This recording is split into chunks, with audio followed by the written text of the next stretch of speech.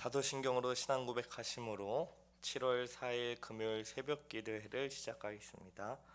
전능하사 천지를 만드신 하나님 아버지를 내가 믿사오며 그 외아들 우리 주 예수 그리스도를 믿사오니 이는 성령으로 잉태하사 동정녀 마리아에게 나시고 본디오 빌라도에게 고난을 받으사 십자가에 못 박혀 죽으시고 장사한 지 사흘 만에 죽은 자 가운데서 다시 살아나시며 하늘에 오르사 전능하신 하나님 우편에 앉아 계시다가 저리로서 산자와 죽은 자를 심판하러 오시리라. 성령을 믿사오며 공회와 성도가 서로 교통하는 것과 죄를 사하여 주시는 것과 몸이 다시 사는 것과 영원히 사는 것을 믿사옵나이다. 아멘. 다같이 찬송가 90장 주 예수 내가 알기 전 찬송하겠습니다.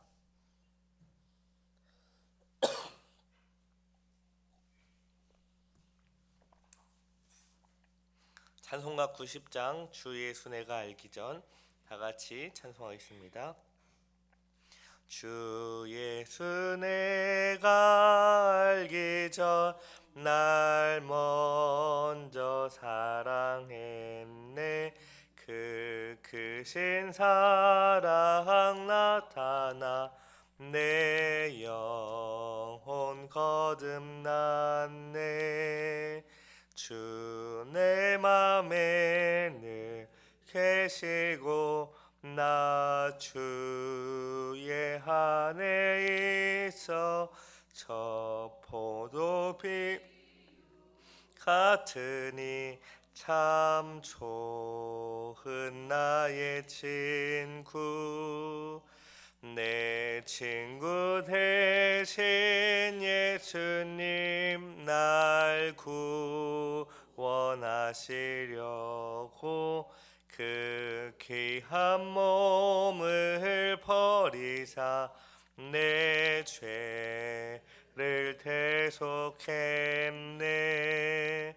나 주님을 늘 믿으면 그 손을 의지하고 내 몸과 마음을 바쳐서 끝까지 충성하리.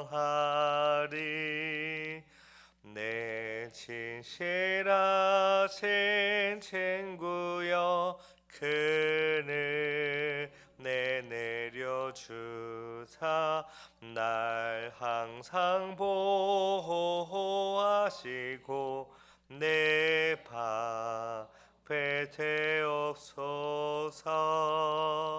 그 풍성한 참 사랑을 니는 이 그늘 소냐 날 구원하신 예수는 참 좋은 나의 친구. 기도하겠습니다. 사랑과 은혜가 많으신 하나님 아버지 감사합니다. 이른 새벽부터 우리를 부르시어 주의 이름을 높이게 하시고 주의 말씀과 기도의 자리, 은혜의 자리로 우리를 부르시니 참으로 감사합니다. 하나님께서 우리에게 베풀어 주신 은혜로 한 주 동안 이렇게 살아가고 또 오늘 주님 앞에 나옵니다. 하나님께서 그리스도 예수 안에서 우리에게 베풀어 주신 그 은혜가 얼마나 크고 깊고 넓은지 그 은혜를 다 알아가고 또 믿음으로 누려가는 것이 우리가 부족하여서 날마다 하나님의 은혜를 알고자 말씀 앞에 기도의 자리 앞에 나오는데도 그것을 온전히 누리지 못함을 고백합니다. 하나님, 우리가 율법의 정죄 아래 있지 않고 은혜 아래 그리스도와 함께 죽고 함께 살아난 자로서 있음에도 여전히 죄로 인해 흔들리고 넘어지며 때로는 죄 가운데 떠나지 못하고 머물러 있음을 봅니다. 아버지, 우리를 불쌍히 여기셔서 주님 앞에 돌아오게 하시고 우리가 미처 버리지 못한 죄가 있다면 회개하고 자복하여 온전히 거룩한 신자답게 살아갈 수 있도록 은혜를 더하여 주시옵소서. 하나님, 오직 하나님만을 바라봅니다. 하나님께서 그리스도 예수 안에서 베풀어 주신 그 은혜, 우리를 다시 살려주시고 의롭다 하시고 거룩하게 살아가게 하시는 그 은혜만을 바라보니 아버지, 우리를 불쌍히 여겨 주시옵소서. 우리의 시선이 세상을 바라보게 하지 않게 하시고 또 우리 자신을 바라봐 좌절하고 절망하고 포기하는 것이 아니라 오직 예수 그리스도를 바라봄으로 우리가 누구인지 다시 한번 깨닫고 하나님께서 우리에게 베푸신 은혜를 바라봄으로 다시 믿음의 걸음을 나아갈 수 있도록 은혜를 더하여 주시옵소서. 이제 하나님 말씀을 듣습니다. 성령 하나님 조명하여 주셔서 주의 뜻이 무엇인지 알게 하시고 그 뜻에 온전히 순종하며 나아가기를 소망합니다. 예수 그리스도의 이름으로 기도합니다. 아멘. 우리 하나님 말씀 다 같이 보겠습니다. 로마서 6장 15절부터 18절입니다.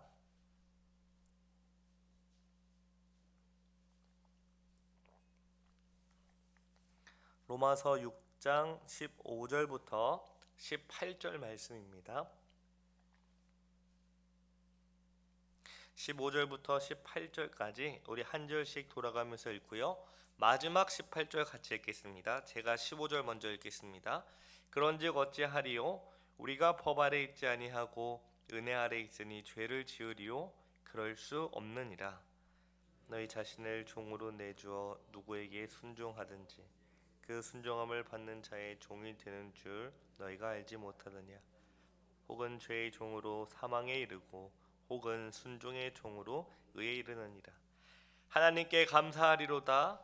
너희가 본래 죄의 종이더니 너희에게 전하여 준 바 교훈의 본을 마음으로 순종하여 죄로부터 해방되어 의에게 종이 되었느니라. 아멘. 오늘 본문은 우리가 율법의 정죄 아래에 있지 않고 어디 아래에 있다고 말씀합니까? 은혜 아래에 있다고 말을 합니다. 하나님의 긍휼하심으로 용서받은 자가 되었다라는 것이죠. 율법의 정죄 아래서 두렵고 떨리는 그런 상태에, 그런 자리에 우리가 있는 것이 아니라 하나님의 무한하신 그 긍휼하심과 그 하나님의 은총이 가득한 그 자리에, 은혜의 자리에 우리가 있다고 말씀합니다. 그럼에도 안타까운 것은 예수님을 내가 분명히 믿고 예수님을 위해 살아가겠노라고 하지만 돌아서면은 여전히 내 안에 죄의 흔적이 남아있음을 보곤 합니다. 그래서 내가 분명히 예수님을 믿었음에도 불구하고 내 마음대로, 한마디로 자기중심적으로 살아갈 때가 있지요. 그러다 보면은 우리가 혼란을 이제 겪게 되죠. 내가 정말로 예수님 믿은 건가? 구원을 받은 건가? 내가 혼자 말 그대로 착각하고 있는 거 아닌가? 하나님의 은혜가 나랑 도무지 상관이 없는데, 나랑 아무런 관계가 없는데 나 혼자 예수님 믿었다고 착각하고 예수님을 위해 살아간다고 이렇게 살아가고 있지 않는가라는 생각을 하곤 합니다. 여러분들은 어떠합니까? 예수님을 믿고 난 이후에 저는 그 믿음과 그 행함, 은혜와 그 행함에 대해서, 그 관계에 대해서 상당히 오랫동안 고민을 했어요. 과연 회개하고 믿는 게 먼저인가? 아니면 믿음을 받아서 회개하고 순종하는 게 먼저인가? 이 관계가 굉장히 이제 궁금했었죠. 하지만 우리가 그 어떠한 죄를 지을 때에도 반드시 기억해야 될 사실은 신자는 율법의 정죄 아래 있지 않다는 것입니다. 예수님을 믿기 전에 죄뿐만 아니라 예수님을 믿고 난 이후에, 그리고 우리가 앞으로 살아가면서 지을 모든 죄가 예수 그리스도로 말미암아 다 사함을 받았기 때문에 우리가 어떤 죄를 지어도 그 죄는 용서를 받는다라는 것이죠. 우리가 어떤 죄를 지음으로 은혜의 자리에서 율법의 자리로 다시 돌아갈 수는 없다는 말씀입니다. 한마디로 우리는 율법의 정죄 아래에 있지 않고 하나님의 은혜 아래에 있다는 사실을 기억해야 합니다. 물론 예수님을 믿기 전과 믿고 난 이후에는 아주 큰 차이가 있습니다. 어떤 차이가 있죠? 제가 다른 거는 다 몰라도 죄를 대하는 우리의 마음이 달라졌다는 것은 알 수 있습니다. 어떻게 달라졌을까요? 옛날에는 죄가 죄인지도 모르고 아무렇지 않게 저질렀습니다. 특히 저 같은 경우는 제가 이제 다혈질이었거든요. 그래서 참다가 이제 열받게 하면은 갑자기 막 버럭 화를 내거나, 또 저의 언어에는 한 90%가 거의 욕이었습니다. 그러니까 처음부터 끝까지 다 욕으로 시작해서 욕으로 끝나는 것이죠. 그런데 예수님을 믿고 난 이후에, 예수님을 만난 이후에, 하나님의 은혜를 깨닫고 난 이후에는 내 언어가 은혜롭지 못하는 것을 깨닫게 되는 거죠. 이거 하나님이 듣기 싫어하시겠구나, 덕이 되지 않는구나를 하나하나씩 깨닫는 것이죠. 예전에는 그냥 자기 마음대로 내 기분 내키는 대로 내가 편한 대로 내 중심대로 살아갔다면, 이제는 누가 그것을 보고 계신다는 걸 알죠? 하나님이 보고 계신다는 것을 알게 됩니다. 다른 사람은 다 속여도 내 마음 가운데 불편해요. 왜냐? 하나님은 속일 수 없다는 것을 우리 영혼이 본능적으로 알기 때문이죠. 그래서 신자는 죄를 지을 때 어떤 마음이 들죠? 굉장히 불편합니다. 되는 일이 하나도 없어요. 그래서 이 죄를 미워하고 이 돌이켜서 탄식하고 괴로워하는, 한마디로 회개의 역사, 근심하는 그런 역사가 주어집니다. 우리가 은혜 아래 있다는 말은 여전히 죄를 범하고 평생 죄를 범할 우리를 주님께서는 정죄하지 않으시고 다 용서해 주신다는 그 사실 아래에 있는 것입니다.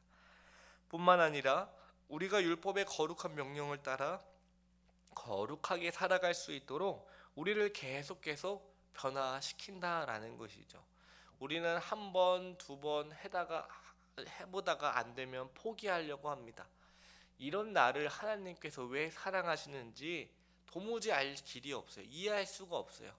그럼에도 하나님은 그리스도 예수 안에서 우리를 포기하지 아니하시고 돌이키는 은혜와 또 거룩하게 살아가는 은혜를 주셔서 날마다 우리를 거룩하게 살아가도록 이끄신다는 말씀입니다. 이것이 바로 구원받은 자에게 주신 하나님의 놀라운 은혜요, 율법의 정죄 아래에 있지 않고 은혜 아래에 있는 자의 은혜입니다. 오늘 본문 16절 말씀을 제가 다시 읽겠습니다. 너희 자신을 종으로 내주어 누구에게 순종하든지 그 순종함을 받는 자의 종이 되는 줄을 너희가 알지 못하느냐? 혹은 죄의 종으로 사망에 이르고 혹은 순종의 종으로 의에 이르느니라. 너희 자신을 종으로 들여 누구에게든지 순종하면 너희가 순종하는 그 사람의 종이 되는 줄을 알지 못하냐고 묻습니다. 이건 너무나 당연한 것이죠. 종은 누구의 말을 듣고 움직이는 사람입니까? 주인의 말을 듣고 그 말에 따라 움직이는 사람이 바로 종입니다.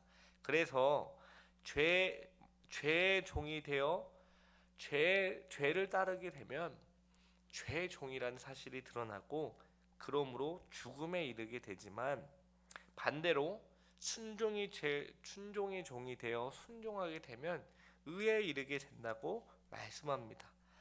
그런데 이 말씀은 우리가 들을 때 그러면 예수님을 믿고 우리가 구원받았지만 우리가 하나님 말씀에 순종하지 않고 죄 가운데 계속 거하고 죄를 따라 계속 살아가면 우리 구원이 취소될 수 있는 거 아닌가? 우리가 영원한 생명에 있다가 그 영원한 생명을 다시 하나님께 반납해야 되는 거 아닌가? 우리가 사망에 이르는 거 아닌가? 라고 생각할 수 있지만 그런 말씀은 아닙니다. 이 말씀은 신자인 우리가 죄의 종으로 살다가 사망에 이를 수 있으니 죄를 짓지 말라, 그런 단순한 의미가 아닙니다. 신자는 죄의 종으로 살다가 사망에 이를 수 없다라는 말이죠. 왜 그렇습니까? 하나님께서 그렇게 내버려 두지 않으신다라는 것이죠. 은혜 아래에 있는 자를 그 누구도 건드려서 빼앗을 수 없다라는 것입니다. 신자가 죄의 종으로 계속 산다고 가정해 보면 그럼 그 사람의 영생에 이르겠느냐 사망에 이르겠느냐 이렇게 물어보면 당연히 사망에 이르지 않겠습니까? 라고 할 수 있지만 신자는 그렇게 될 수 없다라는 것이죠. 신자는 사망에 이르지 않고 영생을 얻은 자이기 때문에 결국에는 하나님께서 순종하게 하시어 의에 이르게 하신다라는 것입니다. 그런데 그런 자가 어떻게 평생 죄를 주인으로 삼아 죄의 종노릇을 할 수 있겠느냐라는 말이죠. 지금 사도 바울이 계속 질문하는 거죠. 죄에 거할 수 있겠느냐, 죄의 종노릇 할 수 있겠느냐. 그러면서 뭐라 말해요? 그럴 수 없다. 그럴 수 없다. 너희는 죄의 종의 아래에 있지 아니하고 의의 영생의 생명 아래에 있기 때문에 그럴 수 없다라는 것을 다시 한번 확인시켜 주기 위해 이렇게 말하는 것입니다. 로마서 6장 17절과 18절을 우리 다 같이 읽어보겠습니다. 시작. 하나님께 감사하리로다. 너희가 본래 죄의 종이더니 너희에게 전하여 준 바 교훈의 본을 마음으로 순종하여 죄로부터 해방되어 의에게 종이 되었느니라. 아멘. 이 말씀은 사도 바울이 에베소서에서 말한 거랑 비교해 보면 좀 더 알 수 있는데요. 에베소서 2장 1절부터 3절을 제가 읽겠습니다. 그는 허물과 죄로 죽었던 너희를 살리셨도다.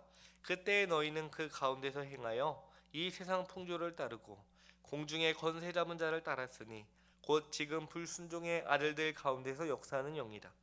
전에는 우리도 다 그 가운데서 우리 육체의 욕심을 따라 지내며 육체와 마음이 원하는 것을 하여 다른 이들과 같이 본질상 진노의 자녀이었더니, 사도 바울은 에베소서 2장에서 너희는 본래 죄의 종이었다라고 말합니다. 죄의 종은 어떤 사람입니까? 육체의 욕심을 따라 종노릇하며 살아가는 사람이 우리였다라고 말하죠. 그래서 본질상 우리는 진노의 자녀였다라고 말합니다. 그런데 그런 우리가 예수 그리스도의 복음으로 인해 바뀌었다라는 것이죠. 그래서 사도 바울은 에베소서 2장 5절부터 9절까지 우리가 하나님께 감사해야 할 이유를 말하는데요. 제가 4절만 먼저 읽고 그 감사해야 할 이유를 말씀드리겠습니다. 에베소서 2장 4절입니다. 긍휼이 풍성하신 하나님이 우리를 사랑하신 그 큰 사랑을 인하여, 그러나 하나님께서 본질상 진노의 자녀였던 우리, 허물과 죄로 죽었던 우리를 하나님께서 긍휼히 여기셔서 사랑함으로 우리를 그리스도와 함께 살리셨다라고 말씀합니다. 우리가 하나님께 감사할 첫 번째 이유는 죄로 죽었던 우리를 다시 살리시고 본질상 진노의 자녀인 우리를 예수 그리스도와 함께 하늘에 앉히셨기 때문입니다. 그래서 우리가 지금 속해 있는 곳은 이 땅의 것이 아니라 영원한 하늘나라입니다. 또한 우리가 하나님께 감사해야 할 두 번째 이유는요, 하나님이 우리에게 구원을 선물로 주셨기 때문입니다.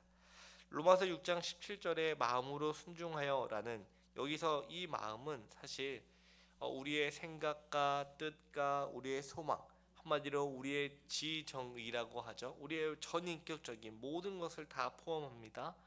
우리의 영혼의 근본을 하나님을 사랑하고 그리스도 예수의 복음을 믿고 그 복음에 순종하며 살아가기를 원하는 사람으로 하나님이 우리를 완전히 다 바꿔 놓으셨다는 것입니다. 원래 우리는 에베소서에서 살펴본 것처럼 허물과 죄로 죽은 자였습니다.